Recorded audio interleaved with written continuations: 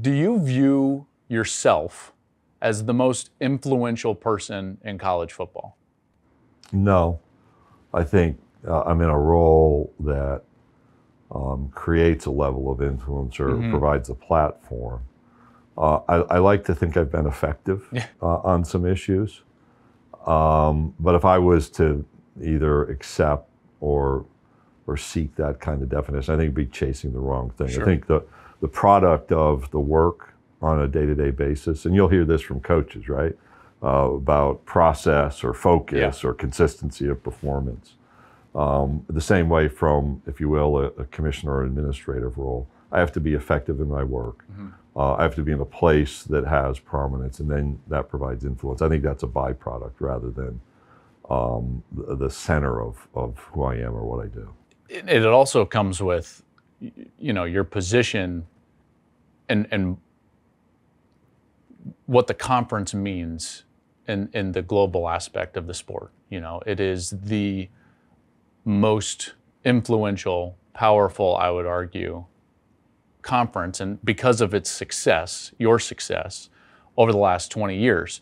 But if you don't view yourself as the most influential person, do you have someone that you feel, someone or something that you feel like is the most influential part of our sport?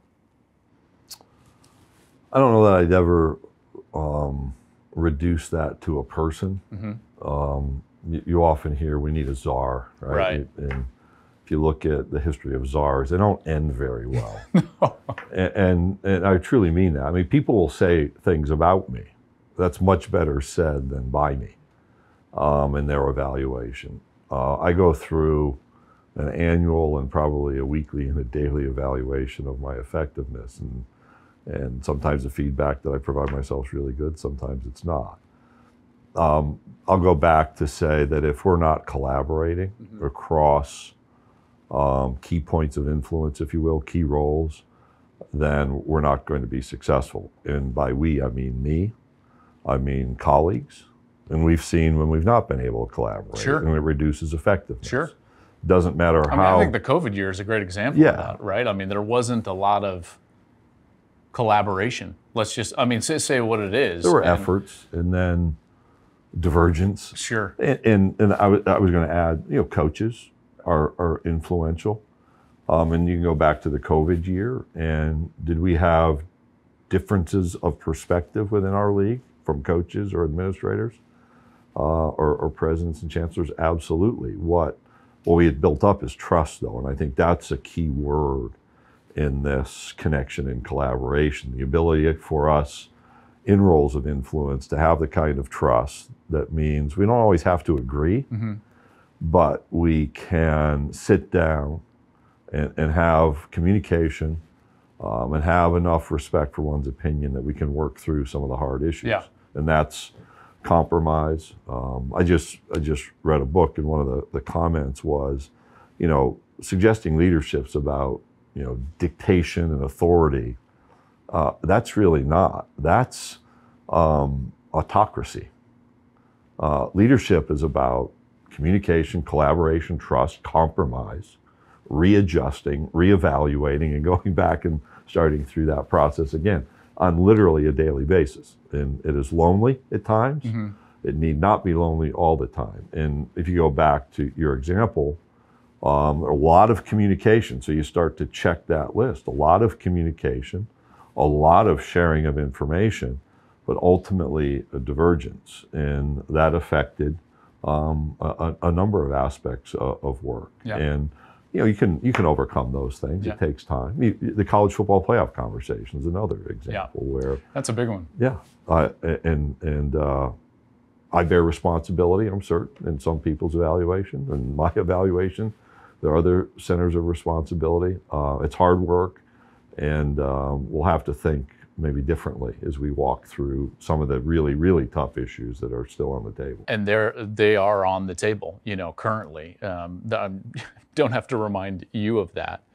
I find it fascinating to know, I have a decent idea, not of exactly what you have to go through every day, but who you're ultimately responsible to. and that is your member institutions. Not dissimilar from your colleagues throughout the country, and they're responsible to their member institutions.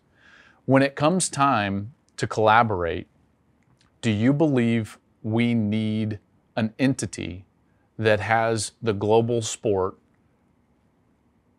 at its core, that is not beholden to a silo, but is more an umbrella over the whole sport? Is that something that you think that we need, or no?